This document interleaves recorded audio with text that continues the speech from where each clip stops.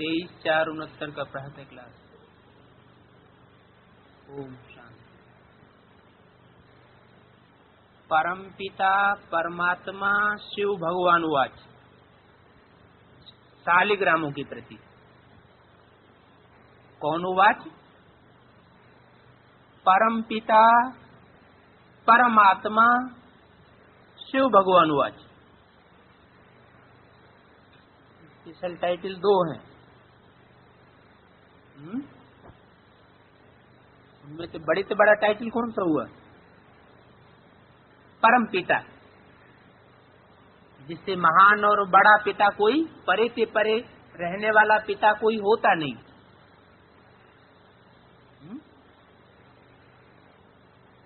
सारी प्रजा 500-700 करोड़ जो भी मनुष्य सृष्टि की प्रजा है, उसका पिता कौन?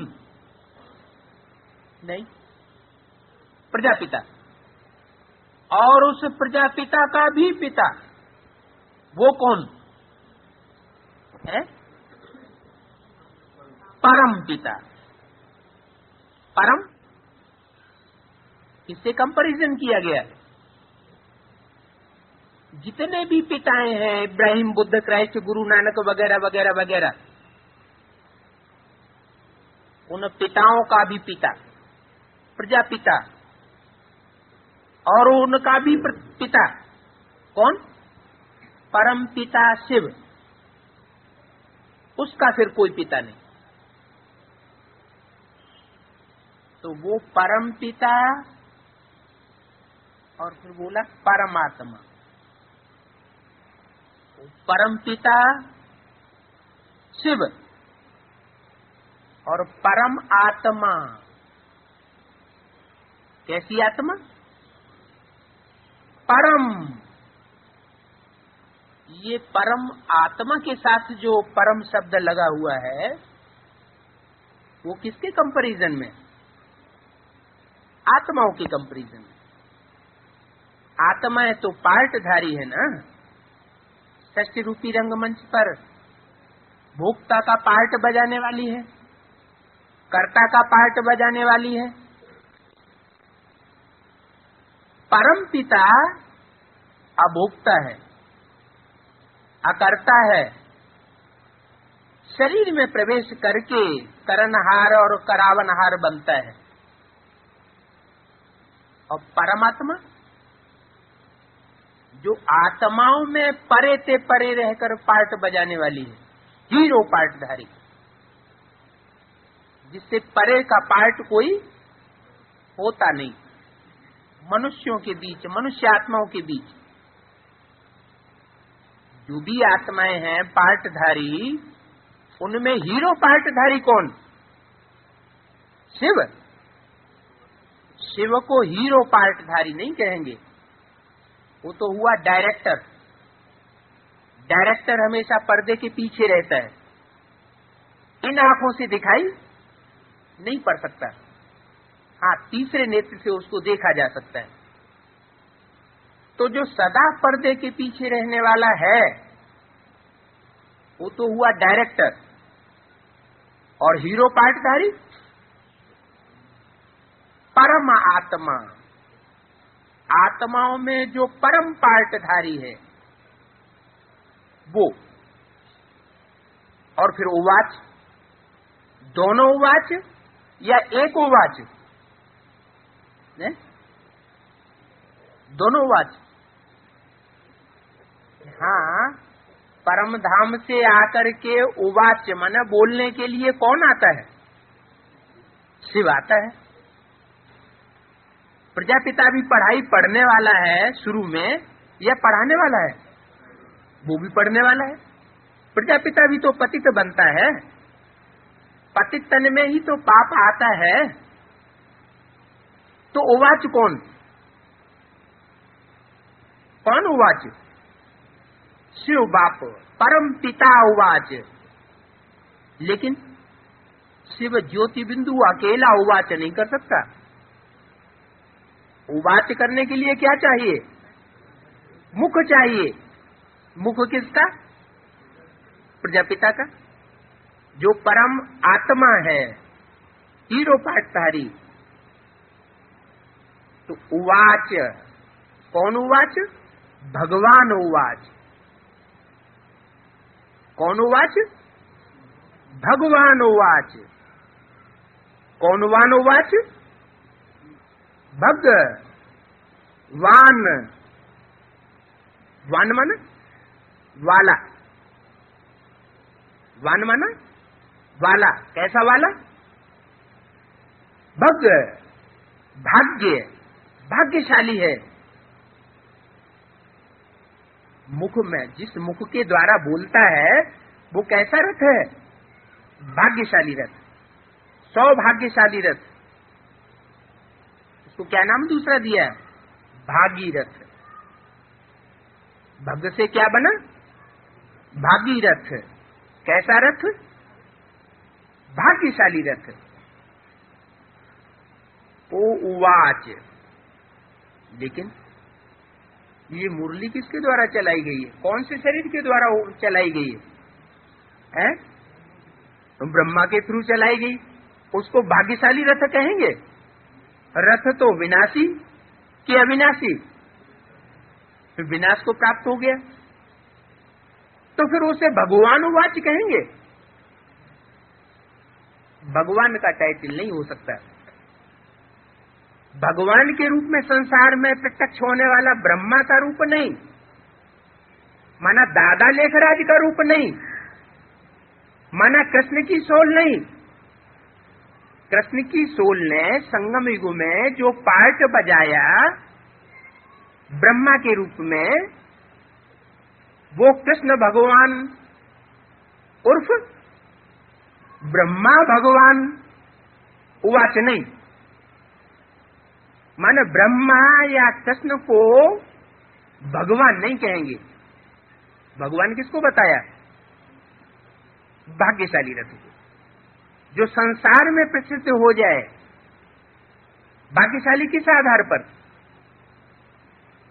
कि इस दुनिया की भी उपलब्धि पूरी प्राप्त कर ले, यह लौकिक जन्म भी सफल कर ले, विश्व का बादशाह बन जाए, और भविष्य के 21 जन्म भी सफल कर ले उसी रथ के द्वारा। तो वो भगवान उवाच। लेकिन बोला तो ब्रह्मा के द्वारा गया। किसके द्वारा बोला गया? ब्रह्मा के द्वारा। फिर भगवान उवाच कौन हुआ है? जैसे बच्चा पैदा होता है, तो बच्चा किसका कहा जाता है? माता से पैदा होता है।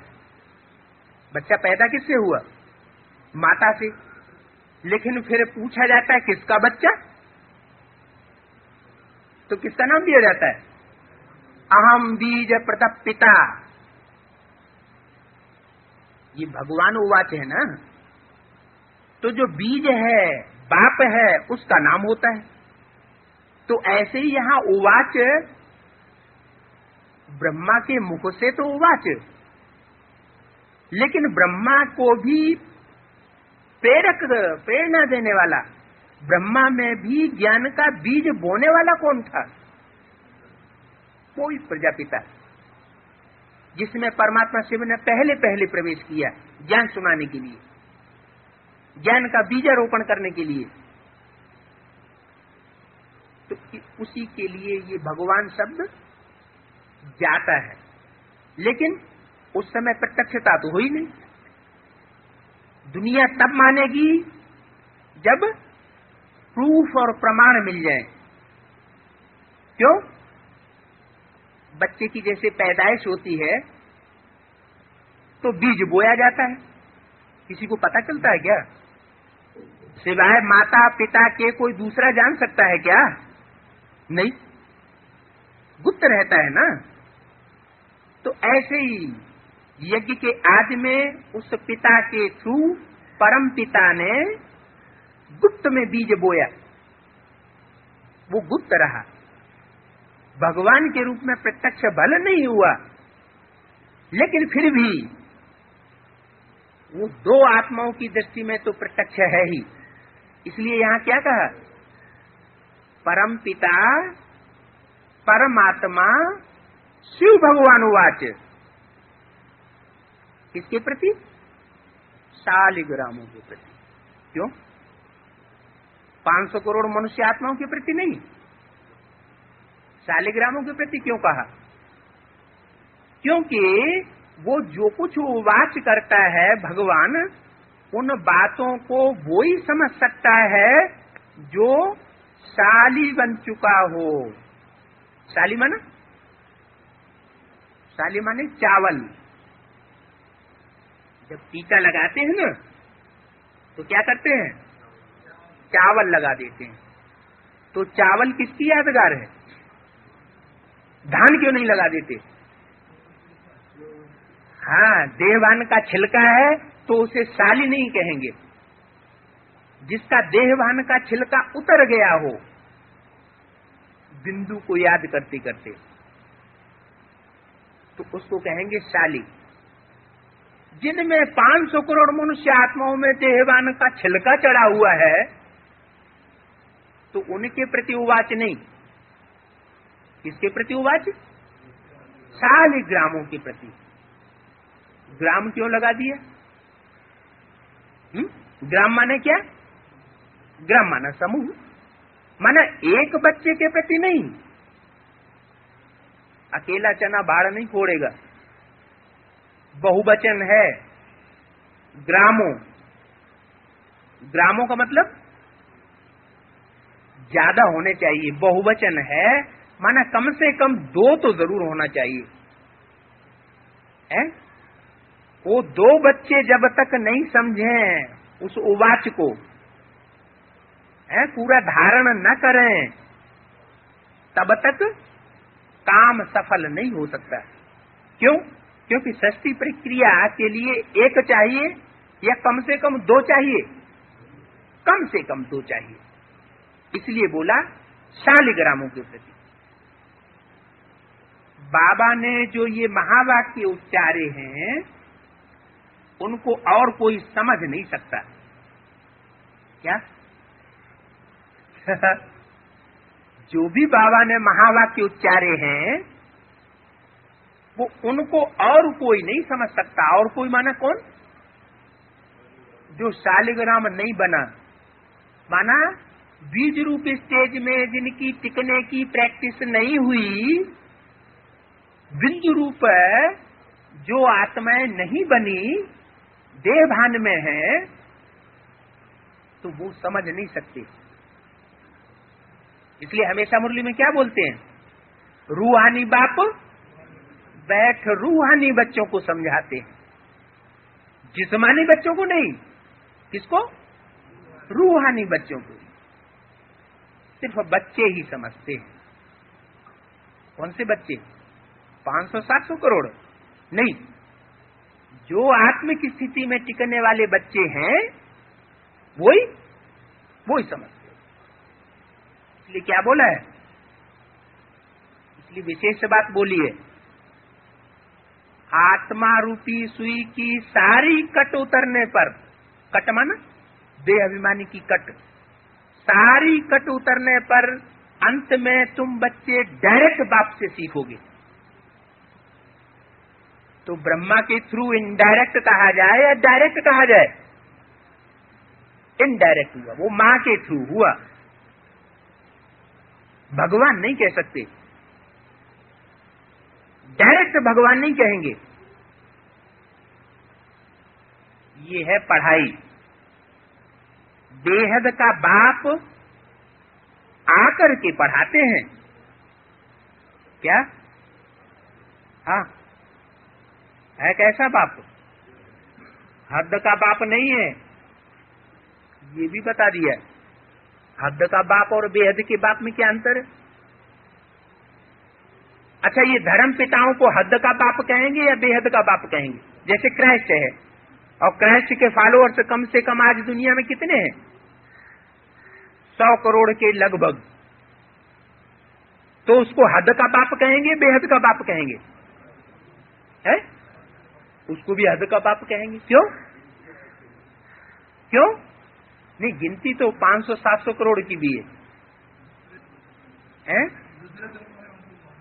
बेहद का बाप आकर के पढ़ाते हैं, हद वाला बाप नहीं, 2, 4, 6, 8 बच्चों का बाप नहीं, माने जो भी मनुष्य आत्माएं हैं सबको आकर के पढ़ाते हैं। इसलिए उनको क्या कहते हैं? जगत गुरु। 1, 2 का गुरु नहीं, सारे जगत का गुरु, सतगुरु। बेहद का बाप आकर पढ़ाते हैं। इसमें सिवाय पढ़ाई के और कोई बात नहीं है। याद भी क्यों कहें? जरूर जो पढ़ाई पढ़ाते हैं उनको पढ़ने वाले याद करते होंगे। टीचर को तो स्टूडेंट्स याद करते हैं ना। बाप जो तुमको पढ़ाते हैं उनको खास कहना पड़ता है। मैं दूर देश से पढ़ाने के लिए आता हूं, ये बताना पड़ता है। क्या? मैं दूर देश से पढ़ाने के लिए आता हूं। रोज आता हूं क्या? एक ही बार आता हूं? एक ही बार आता है। रोज सवेरे सवेरे पढ़ाई पढ़ाने के लिए दूर देश से नहीं आता है? आते हैं। दूर देश से पढ़ाई पढ़ाने के लिए आता हूं, अभी मुझे याद करो। बाप को कहना पड़ता है। क्यों? अगर न कहे तो बच्चे याद नहीं करेंगे। अगर ये न कहे कि मैं दूर देश से आता हूं तो बच्चों की बुद्धि फिर भी साकार में लिपट जाएगी या ज्योति बिंदु को भी पकड़ेगी।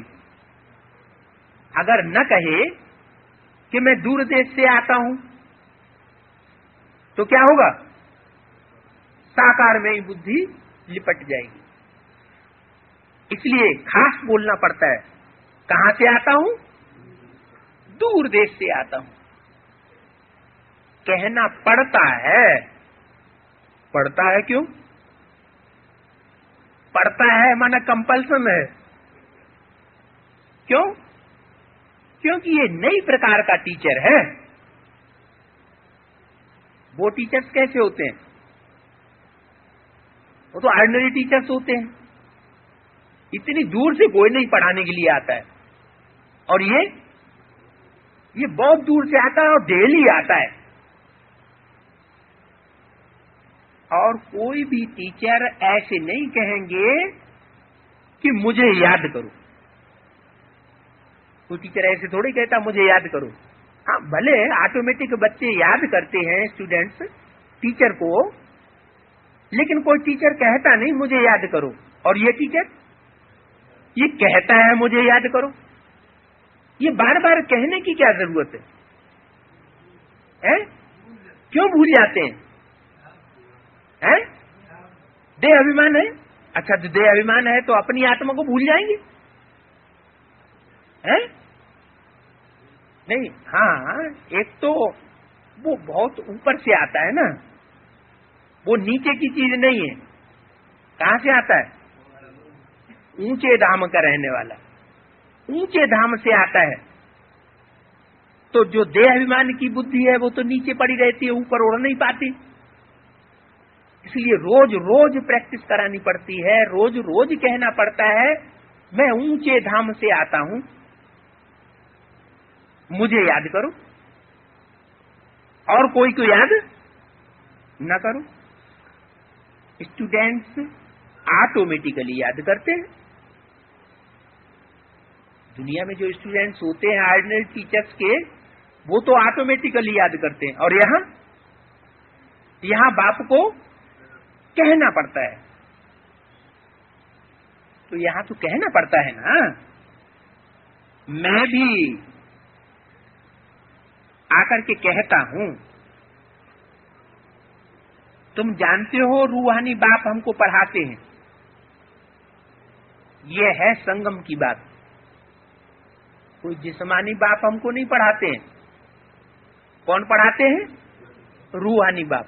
कोई कहे प्रजापिता पढ़ाता है, प्रजापिता में बुद्धि लटक जाए तो रंग हुआ, राइट हुआ, वो तो रंग हो जाएगा। प्रजापिता पढ़ाने वाला नहीं है, ब्रह्मा भी पढ़ाने वाला नहीं था। कौन पढ़ाने वाला? शिव बाप पढ़ाने वाला। आत्माएं अलग अलग है ना, जैसे शिव शंकर कह देते हैं, तो दोनों का काम एक है या अलग अलग आत्मा है? अलग अलग आत्मा है, जैसा काम वैसा नाम पड़ता है। तो रूहानी बाप हमको पढ़ाते हैं। ये बात कहाँ की है? कौन सी युग की? संगम युग की बात है। माया रूपी दुश्मन तुमको भुलाए देता है क्या? इस बात को कौन भुलाए देता है? जो माया रूपी दुश्मन है वो तुमको भुलाए देता है। अरे रोज रोज आकर के कहते हैं कि मैं दूर देश का रहने वाला, तुम बच्चों को पढ़ाने के लिए आया हूं, मुझे याद करो और कोई की याद न करो। तो याद रहना चाहिए ना। फिर माया रूपी रावण क्यों भुला देता है? ये दुश्मन हमको दुश्मन क्यों कह दिया उसे? माया क्या है? माया क्यों कहा? माया को दुश्मन क्यों कहा है? दुश्मन क्यों कह दिया? ये माया दुश्मन हमको भुला देती है। क्यों भुला देती है? माया कोई अलग से कोई व्यक्ति है क्या है? अलग से कोई एक व्यक्ति है? कोई फीमेल है? लेकिन बाबा तो माया रावण भी बोल लेते हैं। तुमको भुलाए देती है। माया कोई अलग से चीज नहीं है। माया तो हमारी अपनी ही कमजोरी की बात है। हमारे अंदर जो अनेक जन्मों की कमजोरी भरी पड़ी है, देह अभिमानी आत्माओं का संग लेते लेते वो कमजोरी ही हमको भुलाती है। तो बोला तुमको माया भुलाए देती है, परंतु यहाँ तो बच्चे कह देते हैं सुप्रीम टीचर को, हम स्टूडेंट आपको भूल जाते हैं। बाबा हम तो भूल जाते हैं। बाप कहते हैं भूल जाने से तुम्हारा नुकसान होता है। क्या? जितना जितना तुम भूलते हो उतना उतना तुम्हारा नुकसान होता है। तुम आत्माएं जो तमो प्रधान से सतो प्रधान बनने आई हो, उनको तो जरूर याद करना है। इनको याद करना है जरूर। जो सतो प्रधान बनेंगे वो सतयुग में आवेंगे। जो सतो सामान्य बनेंगे वो अगर नबी याद करें थोड़ा थोड़ा तो कहाँ आवेंगे? त्रेता में आवेंगे। रजो प्रधान बनने वाले द्वापर में आवेंगे। लेकिन जिनको सतो प्रधान बनना है, तमो प्रधान से क्या बनना है? एकदम सतो प्रधान बनना है, उनको तो याद जरूर करना पड़े। यही बात डिफिकल्ट है। क्या डिफिकल्ट है? ऐसी याद करना जिससे हम एकदम सतयुग के आदि में पहुंचे, क्योंकि वह है बाप निराकार। डिफिकल्ट क्यों है? वो बाप निराकार है। निराकार का मतलब क्या हुआ? बिंदु। बिंदु इसलिए डिफिकल्ट है। जो निराकारी स्टेज में रहने वाला है वो बिंदु रूपी स्टेज में नहीं है क्या? वो भी तो बिंदु रूपी स्टेज में है। लेकिन वो स्टेज बच्चों की लगातार बने, ये देह अभिमान के कारण नहीं हो पाता। वो बाप निराकार है। और कोई भी ऐसे 5000 मुझे याद करो, कोई भी टीचर ने नहीं कहा, कोई भी धर्म पिता ने नहीं कहा। तो सुप्रीम बाप को याद करना पड़े। किसको याद करना पड़े? सुप्रीम बाप को याद करना पड़े। सुप्रीम बाप के साथ ये पड़े शब्द क्यों लगा दिया? प्रजापिता को याद करना पड़े ऐसे क्यों नहीं कहा है? क्या कारण? क्योंकि प्रजापिता के साथ तो 63 जन्मों का संग बहुत से बच्चों का रहा ही है, वो तो प्रैक्टिस पड़ी हुई है, इसलिए वो तो ऑटोमेटिक याद आएगा। कौन? वो साकार तो ऑटोमेटिक याद आएगा। तो बोला सुप्रीम बाप को याद करना पड़े, माने मेहनत किसको याद करने में? साकार में निराकार को तो याद करना है, लेकिन मेहनत किसमें है? उस साकार में ज्योति बिंदु को याद करना, इसमें मेहनत है।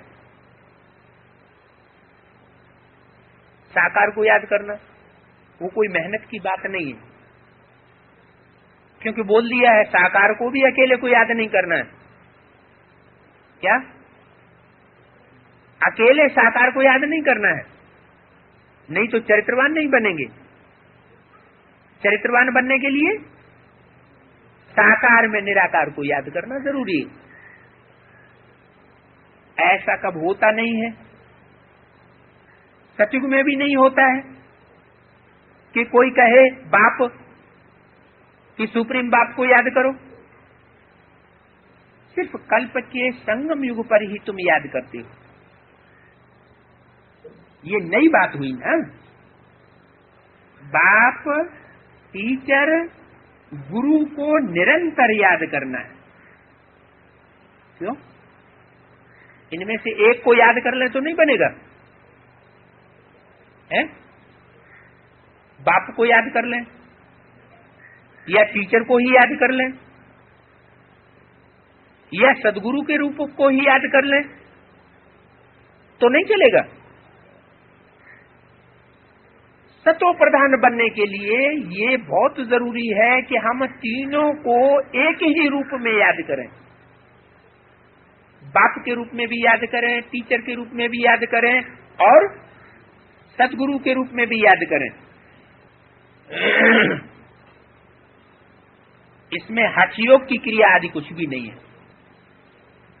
किसमें? तमो प्रधान से सतो प्रधान बनने के लिए तीनों रूपों को एक ही स्वरूप में याद करना। बाप के रूप से, टीचर के रूप से, सदगुरु के रूप से एक ही पर्सनालिटी को याद करना। इसमें कोई हठ की क्रिया करने की जरूरत नहीं है। नामी, ग्रामी, महर्षि आदि जो भी हैं वो सभी कुछ न कुछ हठ योग सिखलाते हैं। वो कठिन हो जाता है। और बाप क्या सिखलाते हैं? सहज राजयोग सिखलाते हैं या कठिन सिखलाते हैं? सहज राजयोग। महर्षि भी बोल दिया, तो महर्षि के साथ साथ ब्रह्मर्षि भी आता है कि नहीं है? माना ब्रह्मा ऋषि भी अगर बोले, उवाच करे, तो उसमें भी हठयोग है या नहीं है? है। क्यों? क्यों? उन्होंने भी बताया कि ज्योति बिंदु को याद करो। अगर ये कहें 69 से पहले ये बताया होता ब्रह्मर्षि ने कि साकार में निराकार को याद करो, तो वो साकार विनाशी हुआ या अविनाशी हुआ? हठयोग की बात नहीं। जो चीज प्रैक्टिकल होती है वो स्वतः याद आती है। तो जो भी ऋषि महर्षि आदि हैं वो सब हठयोग सिखलाते हैं। खींच खींच के याद करना पड़ता है। किसको? ज्योति बिंदु को। बाप तो सहज कर देते हैं। विलायत में भी जाकर के हठयोग सिखलाते रहते हैं। कौन? जो भी ऋषि मुनि आदि हैं, ब्राह्मणों की संगमी की दुनिया के भी, वो भी विलायत में जाकर के क्या सिखलाते हैं? हठ योग सिखलाते हैं या सहज योग सिखलाते हैं? हठ योग सिखलाते हैं। अखबारों में चित्र भी आते हैं उनके, किनके? उन हठ योगियों के। जैसे गर्भ में बच्चा होता है, हैं? गर्भ में बच्चा होता है, ऐसे ही सुलाए देते हैं। कहेंगे ब्रह्म को याद करो, क्या सुनाई देते हैं? ब्रह्म को याद करो। ये सभी है भक्ति मार्ग की बातें। वो होता ही है कलयुग में। क्या उसे संगम युग नहीं कहेंगे? हठ योग सिखाना कहां होता है? कलयुग में। तो कब तक हुआ हठ योग? कब तक कहेंगे? है 69 था, उसके बाद कलयुग नहीं है। उसके बाद है जो संसार में भगवान के रूप में प्रत्यक्ष होने वाला है, वो प्रत्यक्ष हो गया 69 के बाद।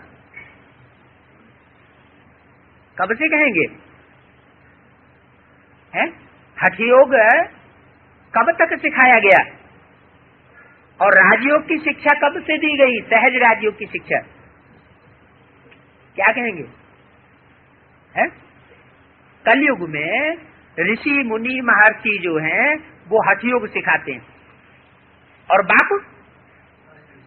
बाप राजयोग सिखाते हैं। तो हठ योग कब तक चला? ब्राह्मणों की दुनिया में कब तक चला? 76 तक चला। उसके बाद बाप टीचर सदगुरु का जो पर्सनालिटी है वो प्रत्यक्ष होती है। वो एक ही पर्सनालिटी बाप के रूप में भी कार्य करती है, टीचर के रूप में भी कार्य करती है, और सदगुरु के रूप में भी कार्य करती है। उसके द्वारा जो शिक्षा दी जाती है वो सहज राजयोग की शिक्षा है। वो सहज राजयोग प्रवृत्ति में रह करके बाप ने सिखाया है या निवृत्ति में रह के सिखाया है? प्रवृत्ति में रह करके सिखाया है। ब्रह्मा सरस्वती की प्रवृत्ति क्यों नहीं कहेंगे? क्योंकि ब्रह्मा की बेटी थी सरस्वती, बेटी के साथ कोई प्रवृत्ति नहीं हो सकती। तो हठ योग होता है कलयुग में, और राजयोग होता है पुरुषोत्तम संगम युग में। जो पुरुषों में उत्तम है, प्रत्यक्ष होने वाला संसार के अंदर, उसके द्वारा ही परमपिता आकर के राजयोग सिखलाते हैं। अभी तुम हो पुरुषोत्तम संगम युग पर। क्या अभी माने कब? अभी माना कब? 76 के बाद ये बात लागू होती है। पुरुषोत्तम संगम युग, पुरुषोत्तम कहते ही है संगम युग वैसा जिसमें पुरुषों में उत्तम आत्मा प्रत्यक्ष हो जाए संसार के बीच में। तो 69 तक नहीं कहेंगे, 76 से पहले भी नहीं कहेंगे, क्योंकि ब्रह्मा को पुरुषोत्तम नहीं कहा जा सकता। पुरुषोत्तम किसे कहा जाता है? नारायण को कहा जाता है या ब्रह्मा को कहा जाता है? नारायण को कहा जाता है। तो पुरुषोत्तम संगम युग पर अभी तुम हो, जिसका सिवाय तुम ब्राह्मणों के और किसी को पता नहीं है। किसका? उस पुरुषोत्तम संगम युग का पता सिवाय तुम ब्राह्मणों के। कौन से ब्राह्मण? एक जन्मा ब्राह्मण या द्विजन्मा ब्राह्मण? द्विजन्मा ब्राह्मण। जो बच्चा ब्राह्मण के घर में जन्म लेता है, जब तक उसका दूसरा जन्म यज्ञोपवीत न हो जाए तब तक उसको पक्का ब्राह्मण नहीं कहते। तो पक्का ब्राह्मण कब से बनना शुरू हुए? एक तो बेसिक नॉलेज में जन्म हुआ, और दूसरा जन्म एडवांस नॉलेज में जब हो। है 3 सूत्रों का ब्रह्मा विष्णु शंकर, ये तीनों मूर्तियां कौन सी हैं? ये 3 सूत्रों का धागा कंधे पर वहन कर लें, जिम्मेवारी उठा लें, क्या हम इन 3 सूत्रों को संसार में प्रत्यक्ष करके रहेंगे, वो हुआ पक्का ब्राह्मण। तो वो संगम युग पर ब्राह्मण तुम बच्चे बनते हो, और कोई नहीं बन सकता। तो तुम हो पुरुषोत्तम संगम युग पर, जिसका सिवाय तुम ब्राह्मणों के और किसी को पता नहीं है। संगम युग पर ही बेहद का बाप आते हैं क्या? कलयुग में नहीं आते। कब आते हैं? संगम युग पर ही बेहद का बाप आते हैं। नहीं तो माँ तो आ सकती है, लेकिन बाप कब आते हैं? उस पुरुषोत्तम संगम युग पर ही आते हैं, ये किसी को पता नहीं है। तो जिनको पता नहीं है वो जरूर मुझेंगे। मुझेंगे क्यों? क्योंकि इस बात का पता ही नहीं है। कोई शास्त्रों में भी ऐसी बातें नहीं है। कैसी बातें? जो बात बाप आकर के नहीं सुनाते हैं, वो बात शास्त्रों में भी नहीं है। यहाँ ब्राह्मणों की दुनिया के शास्त्र कौन से हुए? ब्राह्मणों की दुनिया के शास्त्र जो भी पत्ते मनुष्यों के द्वारा लिखे गए हैं या छपाए गए हैं, वो सब क्या हो गए? वो सब शास्त्र हो गए। वो डायरेक्ट मुख से मिलने वाली मुरली नहीं कही जाएगी, जिस मुरली में जादू छिपा हुआ है। 69 से जो पत्ते हमने पढ़े या जो हमको सुनाए गए, उनसे पतन होता आया ब्राह्मण परिवार में, या उत्थान हुआ? पतन होता है। वो डायरेक्ट भगवान खुद अपने मुख से नहीं सुनाता है आकर के, इसलिए पतन हुआ। बाप जब आकर के डायरेक्ट सुनाते हैं तो पहले मन बुद्धि का उत्थान होता है, आत्मा का उत्थान होता है। तो शास्त्र में ऐसी बातें नहीं है। बाप पढ़ाते हैं तो जरूर कुछ लिखत में भी होना तो चाहिए, कुछ ज्यादा नहीं होना चाहिए, लेकिन थोड़ा तो कुछ लिखत में होना चाहिए। इस पढ़ाई की लिखत भी संगम युग पर होती है, और किसी युग में नहीं हो सकती। अच्छा, कल बात चल रही थी, इस पढ़ाई की लिखत भी संगम युग पर होती है, और किसी युग में इस पढ़ाई की लिखत एक्यूरेट नहीं हो सकती। तुम पढ़ते हो मैगजीन, लिटरेचर आदि जो छपते रहते हैं, तो ये पक्का होना चाहिए कि हम संगम युग पर हैं। अब ये संगम युग, बच्चे अक्षर भी भूल जाते हैं। क्या अक्षर? शब्द को बाबा अक्षर कह देते हैं। क्या शब्द भूल जाते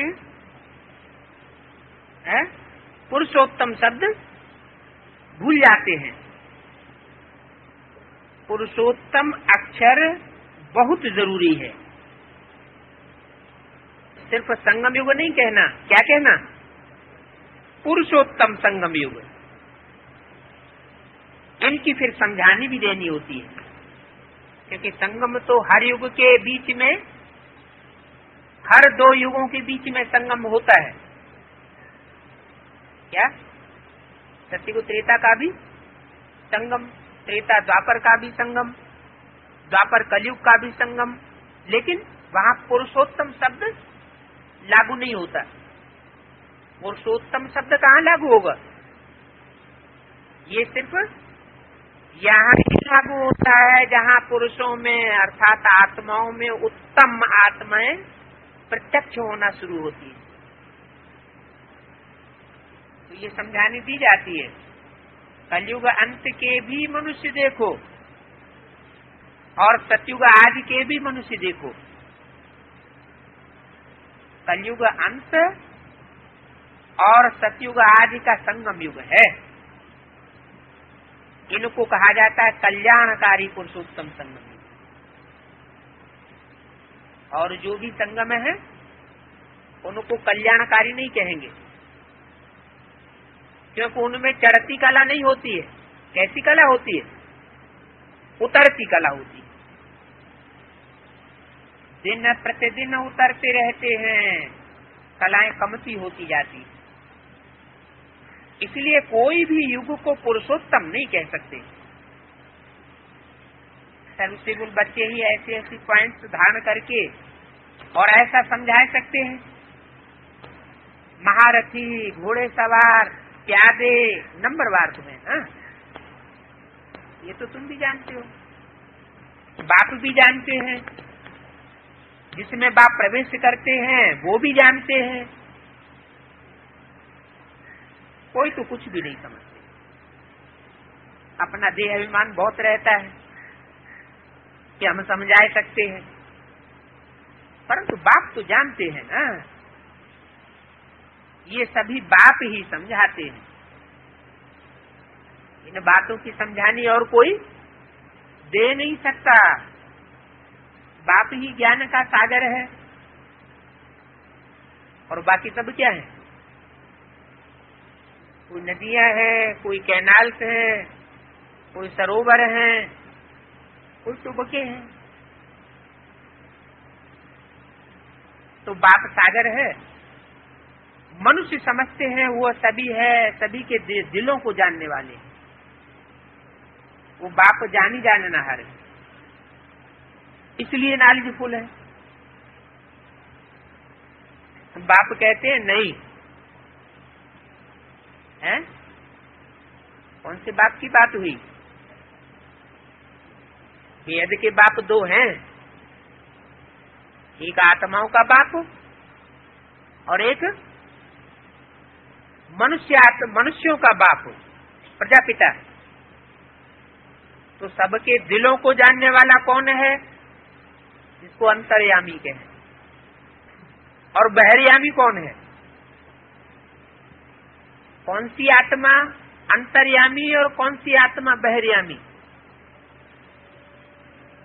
शिव सुप्रीम सोल है, एक एक की दिल को जानने वाला। हालांकि उसे जानने की जरूरत नहीं है। और प्रजापिता है बहिर्यामी, माने एक एक की दिल को जानता ही नहीं है। बाप कहते हैं ये रंग है कि मैं जानी जाननहार हूं। मैं नॉलेजफुल क्यों कहलाता हूं? बाप सन्मुख बैठ समझाते हैं और कोई समझाने वाला नहीं है। बेसमझों को समझ देने वाला एक ही बाप है। क्या? दो आत्माएं हैं, बेहद का बाप, लेकिन उनमें भी समझाने देने वाला कौन है? दोनों नहीं है। कौन है? एक सुप्रीम सोल, सुप्रीम बाप, वो ही समझाने देने वाला है। ये पढ़ाई है। बाप कहते हैं मैं मनुष्य शक्ति का चैतन्य बीज रूप हूं। ये कौन से बाप कहते हैं? मनुष्य शक्ति साकार है या निराकार है? मनुष्य शक्ति साकार। तो साकार मनुष्य शक्ति का बीज रूप बाप भी कैसा होगा? साकारी होगा। मनुष्य शक्ति है चैतन्य, तो बाप बीज भी चैतन्य होगा। तो मैं चैतन्य बीज रूप हूं। इस कारण मैं सृष्टि के आदि मध्यंत को जानता हूं। कारण क्या बताया? कि बीज में सारा झाड़ समाया हुआ है, इसलिए मुझे नॉलेजफुल कहते हैं। ये कोई भी मनुष्य मात्र जानते नहीं है। वो तो खुद ही कहते रहते हैं हम रचयिता और रचना के आदि मध्यंत को नहीं जानते। ये शास्त्रों में भी है। तो ये है बेहद की बातें। इनमें ही फिर हद के नाटक आदि बनते हैं। ये भी बच्चे जानते हैं, हद के बाप से हद का वर्षा मिलता है और बेहद के बाप से बेहद का वर्षा मिलता है। दूसरा पेज। बेहद का वर्षा देने वाला बाप, उसको सभी याद करते हैं। विशेषता क्या हुई बेहद के बाप की? उसको सभी याद करते हैं, कोई भी धर्म का हो, कोई भी देश का हो, परंतु वो क्या वर्षा देते हैं ये किसी की समझ में नहीं आता है। इसकी बात हुई। वो बाप क्या वर्षा देते हैं ये किसके तन में बैठ के बोला? ब्रह्मा के तन में बैठ के बोला। बोलने वाला वही सुप्रीम सोल बाप है जो वर्षा देने वाला है। फिर उसको वह क्यों कह दिया?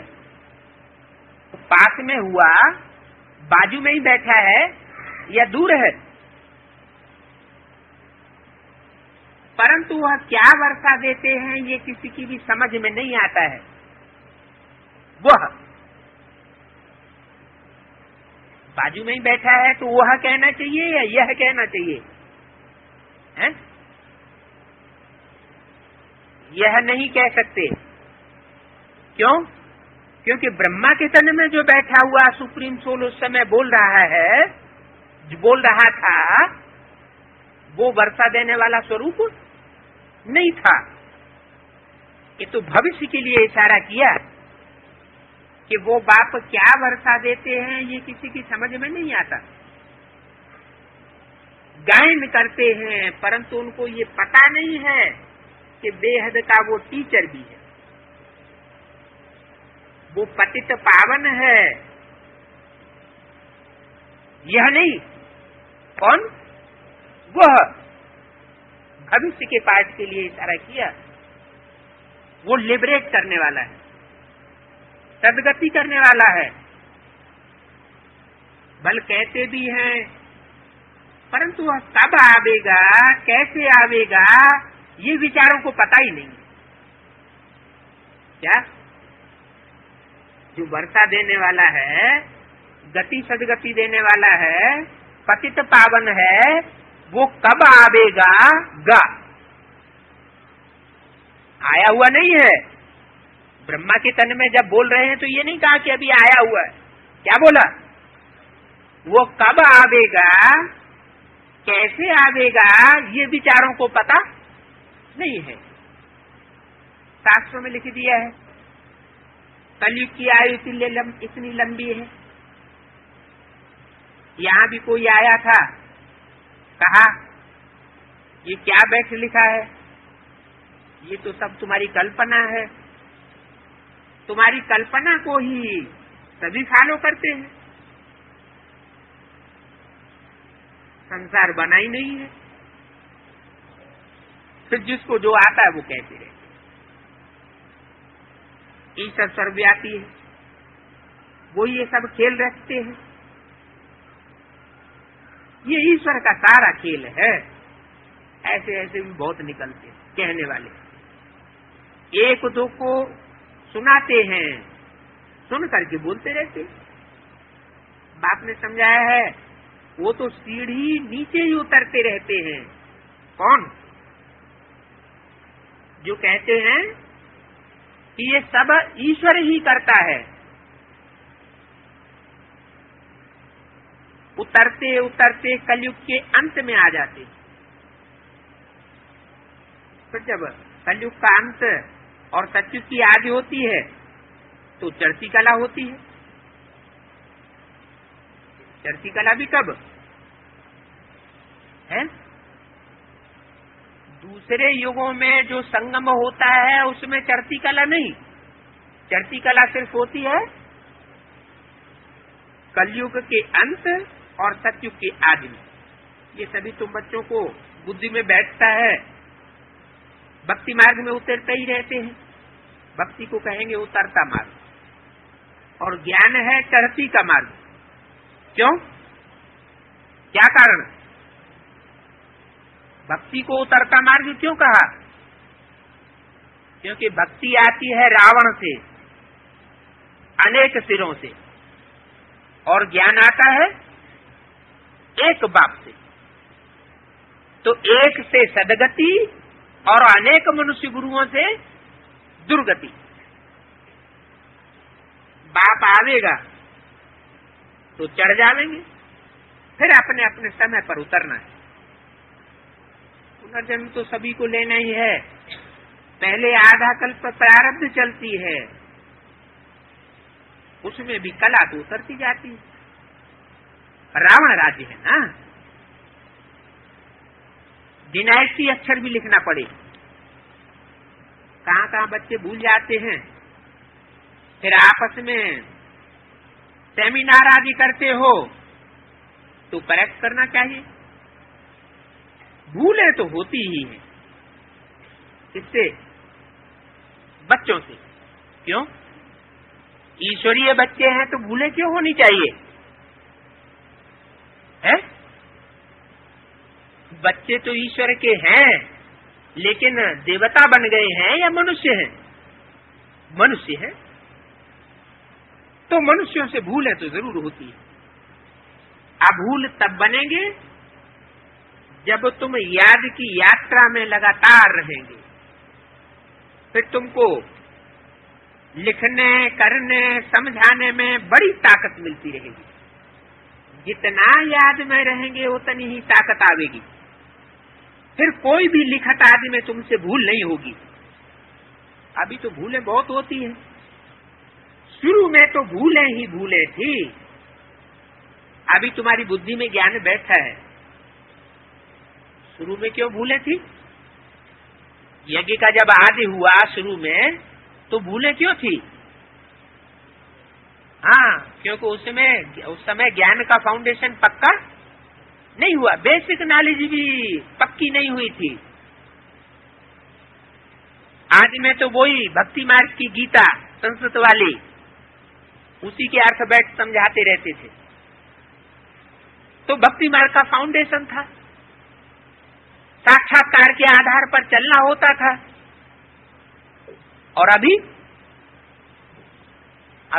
बंद आंखों के साक्षात्कार की बात नहीं, अभी तो बुद्धि का तीसरा नेत्र खुल गया, बुद्धि का साक्षात्कार बच्चों को होने लगा, वो ज्यादा परिपक्व होता है। तो शुरू में भूलें थी, अभी तो तुम्हारी बुद्धि में ज्ञान बैठ गया। शुरू में इतना ज्ञान थोड़े ही था, अभी तमो प्रधान से सतु प्रधान बनना है। बाप कहते हैं माम एकम याद करो। सतु प्रधान तक पहुंचने के लिए क्या बात बताई जरूरी? माम एकम, कोई दूजम को याद नहीं करो। अगर अंत तक यही अवस्था रही कि दूजम को भी याद करते रहे, तो सतयुग में नहीं आ सके। तो माम एकम याद करो, नहीं तो विकर्म विनाश कैसे होंगे? क्या कहा? कौन सी याद में विकर्म विनाश होते हैं? जब एक की याद हो अव्यभिचारी, तो विकर्म विनाश होंगे। और अगर बीच बीच में दूसरों की याद आती रहती है, माना व्यभिचारी याद है, याद तो है लेकिन कैसी याद है? व्यभिचारी याद। तो रिजल्ट क्या होगा? जो विपरीत कर्म माने पाप कर्म आत्मा ने किए हैं 63 जन्म में, वो भस्म नहीं होंगे। बाप कहते हैं तुमको गुह्य गुह्य बातें बैठ सुनाता हूं, ऊंच दर्जा तुम पढ़ते जा रहे, दिन प्रतिदिन समझानी मिलती रहती है, तुम भी फील करते हो। आज बाबा ने बहुत अच्छी अच्छी पॉइंट समझाई, वो धारण करते हैं, बाकी छोड़ना पड़ता है।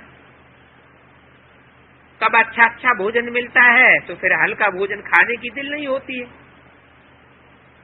हलवा पूरी ही खाने की दिल होती रहेगी। तो ये भी ऐसे ही है। क्या हायर क्लासेस में जब पहुंचते हैं तो जानते हैं कि बेसिक नॉलेज में भी वही कविता पढ़ाई जाती थी, दोहे पढ़ाए जाते थे, कवित्व पढ़ाए जाते थे, वहां रटते थे। और हायर नॉलेज में, हायर एजुकेशन में क्या अंतर होता है? वहां भी वही दोहे हैं, वही कविता है, लेकिन अर्थ गहरा हो जाता है। तो सिर्फ पढ़कर सुनने सुनाने की बात नहीं रह जाती, न उसमें मजा आता है, जब तक उसकी गहराई के पॉइंट्स बुद्धि में न बैठे। तुम जानते हो बेहद का बाप हमको बहुत मीठी मीठी गुह्य बातें, गुह्य पॉइंट्स देते हैं, जो बच्चे अच्छी रीति समझते हैं वो ही समझा सकते हैं। क्या? एक तो खुद समझना और दूसरों को समझाना। लेकिन दूसरों को समझाए कौन सकेंगे? जो खुद अच्छी रीति समझेंगे वो ही दूसरों को समझाए भी सकेंगे। बाप भी समझते हैं, इन पर धारणा अच्छी होती है, ये अच्छी सर्विस करते हैं, बुद्धि किसकी बहुत अच्छी खुल जाती है, किसकी दब जाती है। कोई भला अच्छा भाषण भी करते हैं, परंतु फिर क्रिमिनल आई होने के कारण बुद्धि भ्रमित होती रहती है। उनका भाषण रिफाइंड नहीं होगा। क्या? रिफाइंड नहीं होगा, माना उसमें भूलें बनी रहेंगी। बाप का तो सदैव रिफाइंड भाषण ही होता है, वो है ही रिफाइंड बनाने वाला, ज्ञान का सागर है ना। जैसे अब समझाते रहते हैं, फिर भी समझाते रहेंगे। कहते हैं तुमको अच्छी अच्छी पॉइंट देता हूं, तुमको भी खुशी होती है, हिम्मत करते जाते हो। राजा ही तो स्थापन होनी ही है। जो अच्छी रीति सर्विस करेंगे वो ही फिर ऊंच पद पाएंगे। क्या कहा? ऊंच पद पाने का मदार किस बात पर है? हैं? ऊंच पद पाने का मदार है अच्छी सेवा पर। और अच्छी सेवा भी कब होगी? जिनमें जाति ज्ञान होगा, हैं? और जो ज्ञान सुनाएंगे वो भी योग युक्त होकर के सुनावेंगे, और खुद के अंदर उस ज्ञान की धारणा होगी तो दूसरों की अच्छी सेवा होगी। तो बात क्या हुई? ऊंच पद पाने का मदार किस बात पर हुआ? सिर्फ सर्विस पर हुआ या ज्ञान योग धारणा सेवा सभी बातों पर हुआ? सिर्फ कहा जाता है कि जो जितनी जाति अच्छी सर्विस का रिजल्ट निकालेंगे वो उतना ऊंचा पद पावेंगे। रिजल्ट भी तब निकलेगा जब पवित्रता की धारणा होगी, गहरी याद में रहेंगे, याद में रह करके थोड़ा भी किसी को समझावेंगे तो उस आत्मा से रिजल्ट जल्दी और अच्छा आवेगा। तो जो अच्छी रीति सर्विस करेंगे वो ऊंच पद पावेंगे। कोई तो कुछ भी नहीं समझते, क्योंकि योग भी तो चाहिए ना। याद है फर्स्ट, पढ़ाने वाले को याद करना पड़े। क्या? कंपल्सन, इसको याद करना पड़े, पढ़ाने वाले को याद करना पड़े। तो इसका मतलब सभी ब्रह्मा कुमारियां पढ़ाती हैं, ब्रह्मा कुमार पढ़ाते हैं, तो उनको याद करना चाहिए ना। है? नहीं, वो पढ़ाने वाले नहीं है, उनको भी पढ़ाने वाला कौन है? उनको भी पढ़ाने वाला एक बाप है।